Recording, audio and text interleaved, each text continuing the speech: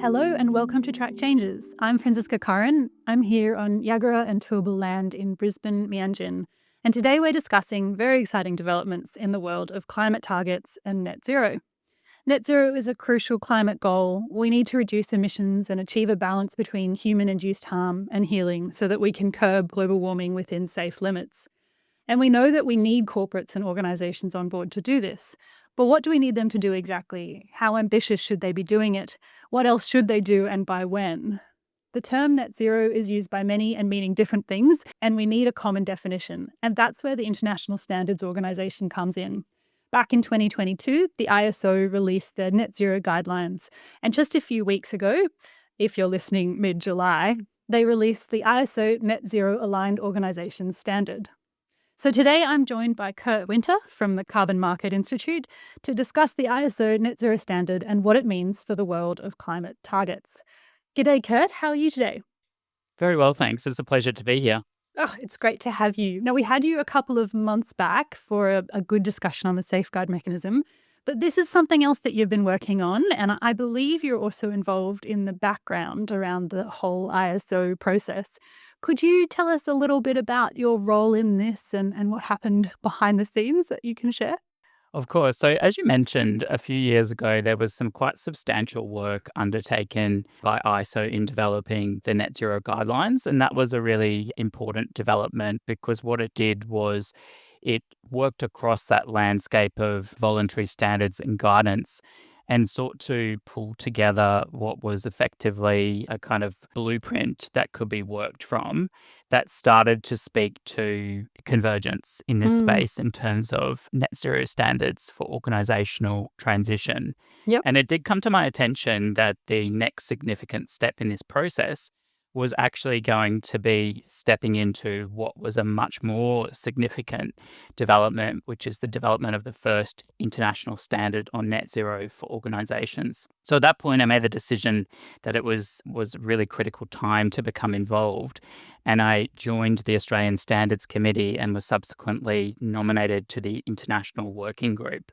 So just before we begin, I guess I just wanted to highlight that I am offering my personal views today. And so in my participation in some of this process, it has been in my own personal capacity. And so the views that I represent today don't necessarily represent the positions of the Carbon Market Institute or indeed the leadership team and broader international working group that has been leading this process. And so for the past 2 years, this international working group that has comprised experts from around the world has been working tirelessly through different time zones and subgroups to actually bring together what is now a draft international standard. And so what that does is it moves that guidance document that we mentioned earlier towards something that actually sets out clear expectations in terms of areas where there is an expectation that companies will do certain things, as well as, again, important recommendations that work to kind of crystallize this space and move it towards a really effective blueprint for action. So I've been really privileged to be a part of that process, and I will say it's been a really robust and challenging process. There's certainly a range of different views, Absolutely. and they're really based on important considerations around the technological challenges, the economic and developmental challenges in different parts of the world, and trying to kind of find some common ground through that process of ISO, which is fundamentally about consensus building, so that we can start to have a kind of agreed pathway for those organizations.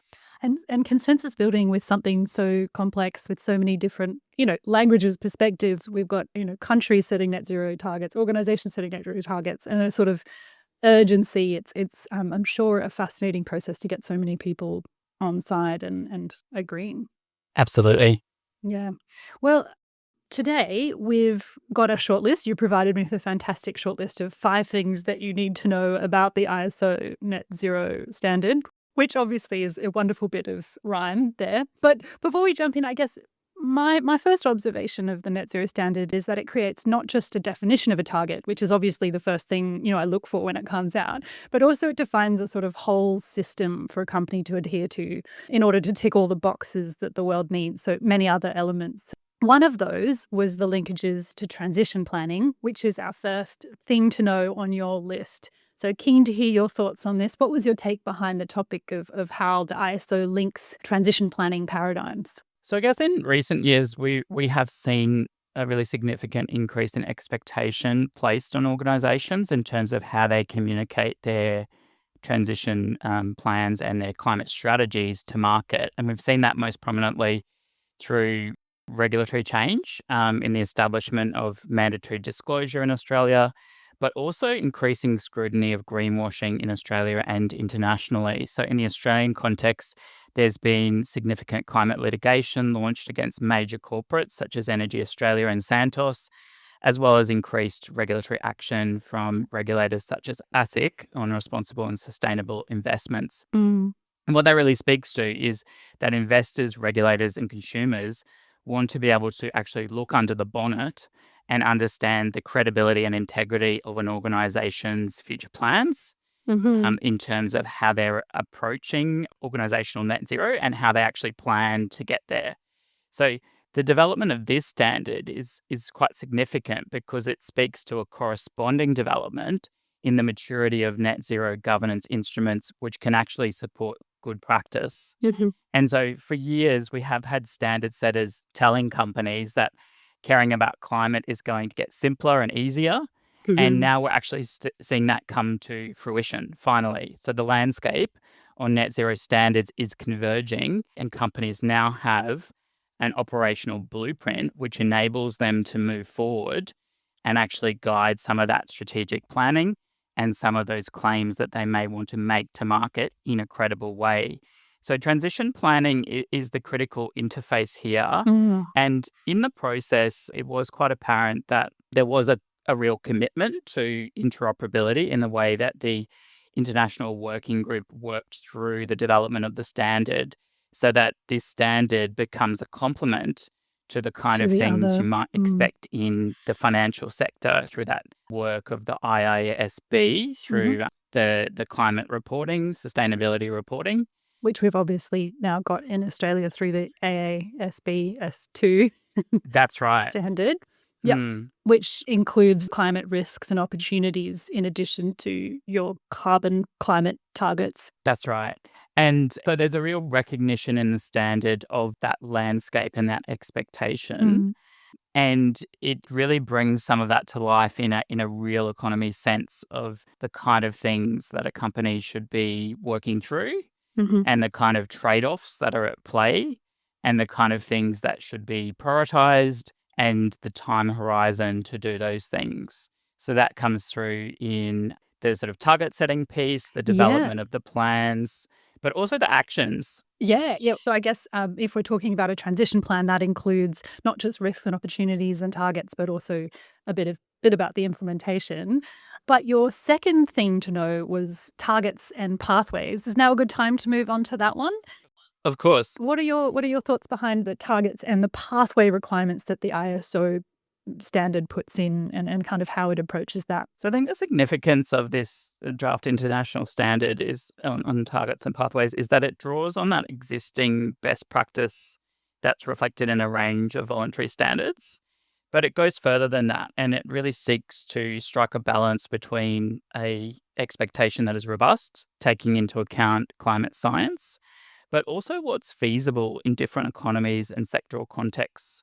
So it does kind of set expectations around emissions reductions targets, activity targets, and also carbon removal milestones to support those temperature goals under the Paris Agreement, covering Mm. all scopes of emissions. And then it really sets forth criteria that companies should be working through as they develop the appropriate pathway that Yep. underpins those targets.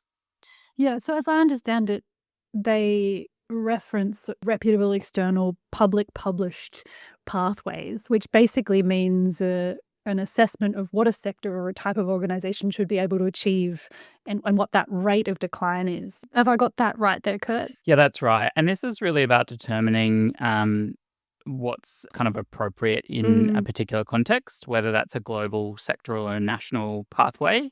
Mm-hmm. And as I mentioned earlier, trying to get that balance between something that's robust and ambitious, but also Mm. feasible in a particular context that an organization might be operating in.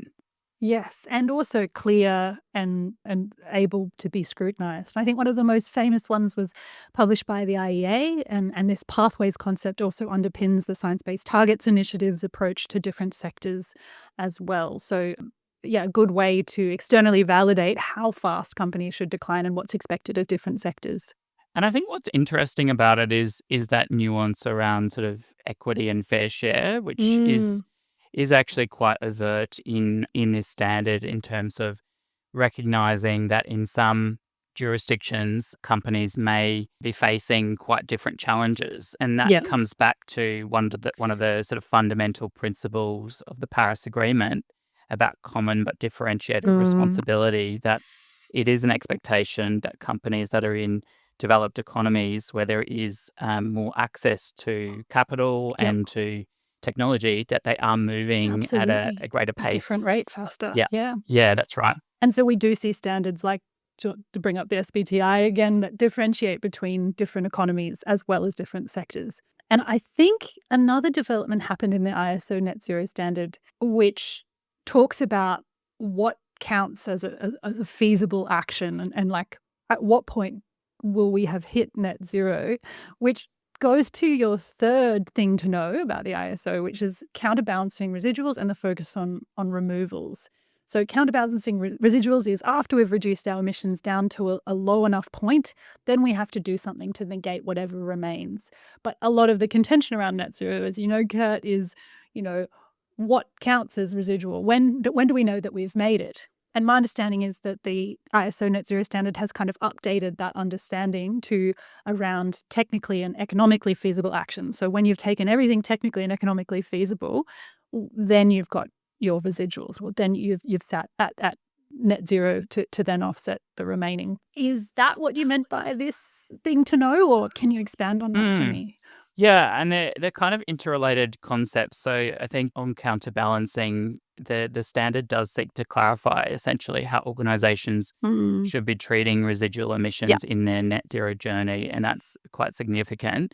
There is that emphasis on prioritizing emissions reductions, which Yep. is, of course, warranted in order to focus efforts on the immediate action towards internal decarbonization. Yep. And I think that focus on reductions is core to the definition of net zero Yes, more broadly. Yeah.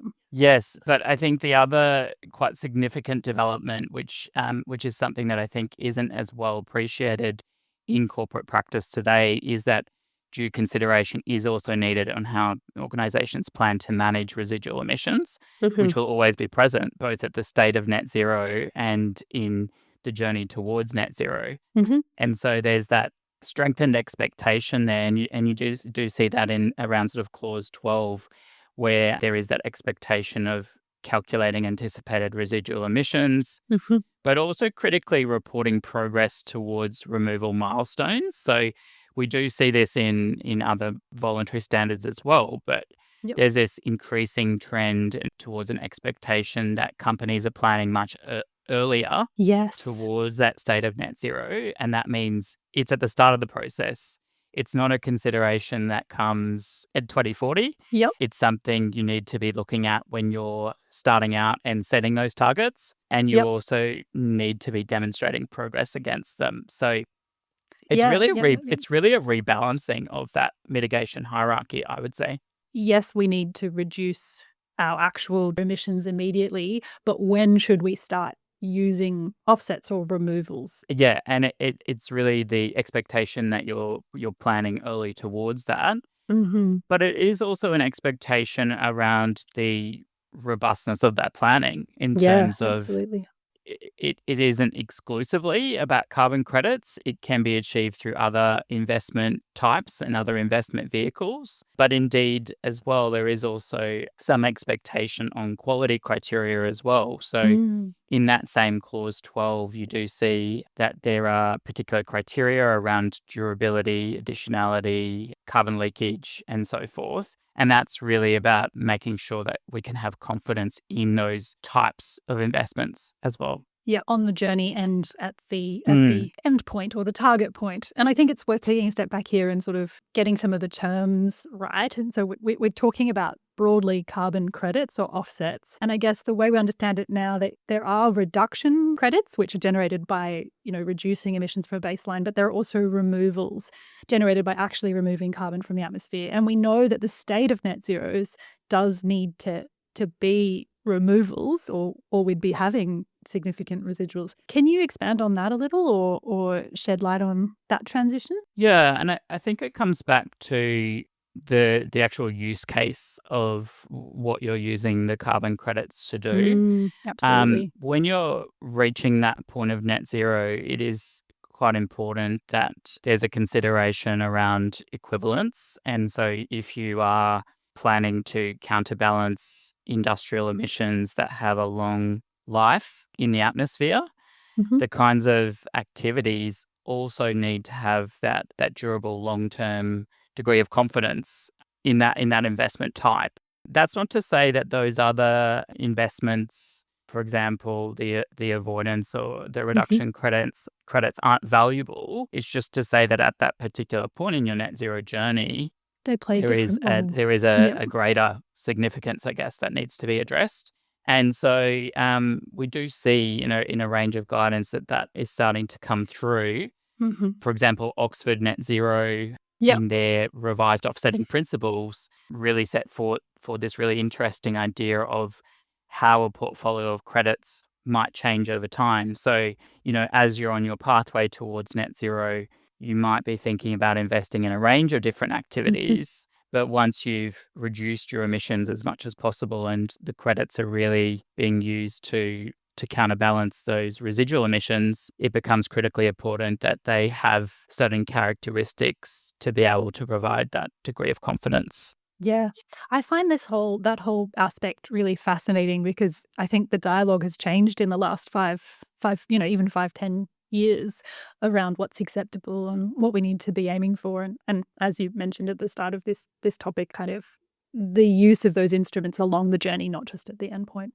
Perhaps we can move on to our fourth thing to know, and that is the ways that the ISO links the global net zero concept. What are your thoughts there, Kurt? Yeah, so I guess the starting point for the standard has rightly been around organizational net zero, which does have a degree of nuance when we're Mhm. comparing that to, for example, Australia's NDC. So, to give an example, as we know in sustainability practice, companies are always thinking about scope 1 and 2, but also scope 3. And that means that they're in quite a unique position in terms of their planning as compared with the government, where you're taking a Yes. very sort of top-down approach, and scope 3 might be dealt with by a different country, for And that's example. that's yeah, that's a really excellent point, and so tricky, because the what's within the boundary of the emissions that we have a target around is so different if you're a company or if you're a jurisdiction. And just to recap, if you're a jurisdiction like Australia, the emissions that would be included in a net zero target are usually, or in Australia's net zero target, are anything that happens within the boundary, the geographic boundary of Australia, not our exported or imported emissions. Whereas, like you've said, organizations, there's this expectation that their supply chain emissions, the emissions associated with things that they sell or they buy, as well as other flow on emission sources, should also be included in their organizational boundary. So, yeah, sorry to take a little step back there, but it's a really And I important think it's distinction. interesting because it is a distinction that is perhaps, I wouldn't say easy to make, but it is made quite often as maybe a defense against taking Mm. more ambitious action. And I guess even in the country context, there are starting to be quite robust discussions about what is our approach to scope 3. So Mhm. it Yep. really goes to ambition. And so by recognizing this concept of global net zero, you're actually creating a framework for organizations to go further than they might otherwise do and be able to actually kind of demonstrate that level of ambition, which is critically important in a world where we're kind of relying on creating sort of a competitive tension so that Yep. companies are able to kind of demonstrate leadership against their peers, I think. Yeah, that's a super interesting point as well. And I think another key distinction, don't want to get too detailed here, is that within that country context, you've got land-based and removals, which are already taken into account on the journey. So like we've netted off land-based emissions from our total national emissions. It's a negative on our inventory, whereas you don't, it's not the same expectation placed on companies. I think we've already covered that, but it is an important distinction. Like, because you said companies point to the Australian or say Paris aligned, but maybe it doesn't actually have the same meaning. And so the standard begins to actually create some practical guidance on this, Mm. which is really helpful and important. And as I mentioned, it goes to ambition. So when you look at the principles part of the standard around clause 4, it talks about organizations taking action, making early, deep, rapid, and sustained reductions. But then it also talks about contributing towards global net zero across its spheres of influence and investing Mm. early in carbon dioxide removals. And then when you go to clause 11, which speaks more to the sort of practical realities of that, it Hmm. then outlines a range of recommendations of the kind of things that would really help to Constitute that. demonstrate that a Hmm. company is taking a high ambition approach. So these aren't necessarily hard expectations, but they're actually starting to define what are some of the things that might demonstrate best practice Good. and Yeah, might good. demonstrate Best leadership. practice. Yep. And so some examples include recommendations around climate solution products and services, climate finance and what a portfolio of that should seek to do, Hmm. policy engagement, which is obviously a really critical one when we're in a world where companies often engage very closely with governments and indeed inform the kind of regulatory frameworks that are going Hmm. to get us to net zero. And then more broadly around sort of alignment with sustainable development goals and Yep. empowering workers and communities affected by the transition, which speaks to that just transition lens, which is also Yes. Yeah. critical. And I think this also talks to the changes that we've seen over the last few years in the broadening of our definition and understanding of what net zero and what that future looks like. And I think that's really exciting that these extra elements are incorporated in the most recent standards and discourse around it. And I would say within that, again, there is a positive story in terms of how carbon markets and carbon credits Mm, are absolutely. recognized. So it's about creating that enabling environment for companies to go further, particularly in that framing around climate finance. Carbon markets are one potential vehicle that can take that forward. And then coming back to our earlier conversation, there's also a critical linkage there back with transition planning and risk management. So, in thinking about best practice approaches to transition planning, Yes. companies Yeah. do increasingly need to think about their relationship with these other sort of interdependencies and how they're Hmm. kind of managing that from a risk perspective. And so this helps with that. Yeah, absolutely. Shall we move on to our fifth thing to know about the ISO? Of course. That was around the claims that we can now make. Over to you, Kurt. So I did mention earlier the increasing scrutiny on organisations, and I guess where that leads towards is the spectre or the concern around green hushing or Mm. green freezing, and indeed this is the potential that businesses don't make claims about their emissions reduction activities or don't undertake substantial emissions reductions because they're concerned about their ability to actually speak about those activities in Uh-huh. a meaningful way and not be exposed to legal risk or scrutiny from other stakeholders and reputational risk. So, claims are quite an important aspect of sustainability practice. There's that sort of feedback loop in terms of being able to speak to market and get that reputational benefit from that. And I think the standard is significant in that it does recognize that organizations will be at very different stages in their net zero transition. Yes.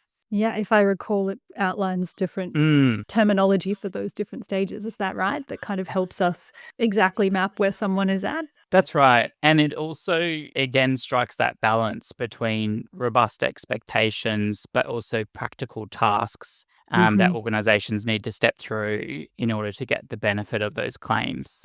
So, for example, at the start of the journey, when a company is at that point of aspiration, they're just starting out, they need to work through quantification, target setting, and their transition plan.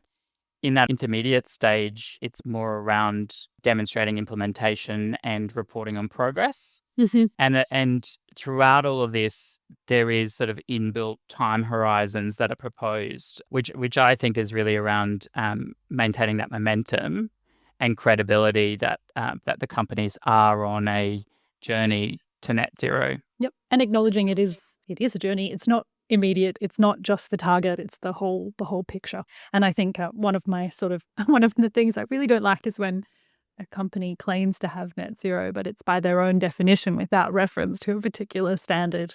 And I guess it's maybe a common definition or a sort of inferred definition from the terms. Does this kind of present a solution to that, or are there still concerns in this area? I think it does provide a way forward. It's always going to be a conversation of getting the right balance between Mm. those different dimensions. And so I would encourage people to actually read through the detail and engage with the consultation to see whether it does strike the right balance.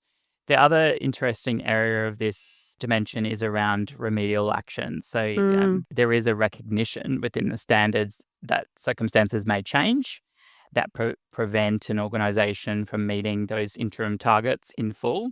Mhm. And so it provides pathways for organizations to maintain their claims for limited time horizon with certain safeguards while they address the permissible overshoot.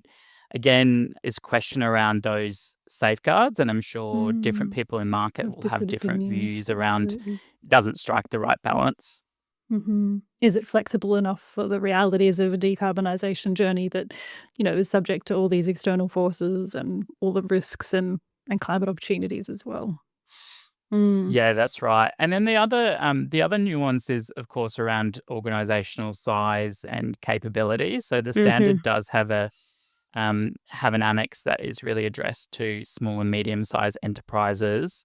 Mhm. Those provisions are not intended to be binding. It is a kind of guidance, but there's a recognition there that this standard does have a normative effect, and organizations, regardless of their size, need to be able to have a relevant pathway to be able to engage and think about their next steps in that Mhm. planning and transition process. Absolutely. Well, why don't we talk about next steps and how and why companies should get involved? What's next? Yeah, so we are at a critical inflection point with this standard. So at the moment, the standard is in draft stage, and that's often referred to as the inquiry stage. And this is really the main opportunity for external stakeholders to provide input before the standard is finalized. So up until this point, there's been a 2-year process, which has involved extensive negotiations with hundreds of experts around the world. It has indeed been circulated to national committees as well for comment, but now across all of the national standards bodies of ISO, which is around 170 countries around the world, there will be an opportunity for public comment. And so, in Mhm. the Australian context, public If you're listening to consultation. this mid-July, not in the future. That's right. In Australia, public consultation is open until the 31st of July. And this is one of the few moments where you can actually help to shape the rules rather than having to consider whether or not you Mm. can align with them or indeed comply with them. So it's quite a unique opportunity to shape the standard. And I would really encourage companies and individual experts to engage directly. There's also that opportunity to gain early insights. So sitting in that sort of organizational chair, think about what your next step is in your net zero pathway and what are the sort of emerging trends and developments that you might need to consider further, but also critically demonstrate leadership in terms of participating in that process, which is a consensus building one and one Mhm. that's ultimately going to lead towards a stronger form of of climate accountability, where we really do have a much more equal playing field for companies across the globe. Yeah, fantastic. One other question while I've got you, Kurt. I suppose this adds another building block in the broader frameworks that we can draw on in the Australian, but national, global, and organizational contexts. How does this link to some other frameworks that are going on, perhaps the SBTI Standard 2.0 that we just saw released, or any others that you're thinking about? Yeah, so I guess in some ways there's a linkage in terms of the trends that we're seeing, and there are some common dimensions to all of these standards in terms of the types of expectations. So, regardless of whether a company goes down the path of formally sort of certifying against this standard, those elements will be informative of the direction of travel, and they'll help to shape the practice of companies and organizations around the world. In more concrete terms, standards that are developed by ISO do have a pathway to be formally recognized in individual countries. So in Mm. Australia, this standard could go on to be adopted by In Standards the future, Australia. it could be the next thing from the ASBS2 in terms of heavily encouraged That's standard. right. Mm. And that will obviously involve more consultation again. So there'll be an opportunity to perhaps create a bit of nuance in terms of how it operates in the Australian context. Mm. There is also a history of Australian standards being actually built into regulation Yep. because of that consensus forming process that ISO and Standards Australia are so good at leading. So in the Australian context, we have had this history of climate active. There Yes. is a Yeah. big question mark about what's the next thing to come. And, Mhm. this could be one Avenue. blueprint towards that. The other interesting dimension about ISO and international standards is that ISO does actually leverage a global quality infrastructure Mm. in terms of assurance and accreditation Processes and that is auditors very and robust. And that is, I guess, distinct from some of those voluntary standards that have tended to be run by very well resourced not for profit organizations and the like. yep. And there's also a critical interface with international trade law, actually, because Really. there is a consideration at level that countries that subscribe to international trade law actually do consider international standards when Mm. they're Yep. thinking about the kinds of regulations that they have in place. So that's an interesting lens, because when we're sort of talking about this aspect of competitive markets and how Mhm. companies are going to thrive in this future low emissions economy, international standards can play a really critical role in leveling the playing field and actually starting to define what that sort of common understanding is. Fantastic. Well, Kurt, this has been a wonderful conversation. I mean, I'm a real nerd about these things, and I think it's so important. So thanks so much for your time. We really appreciate your time and insights. Thanks so much.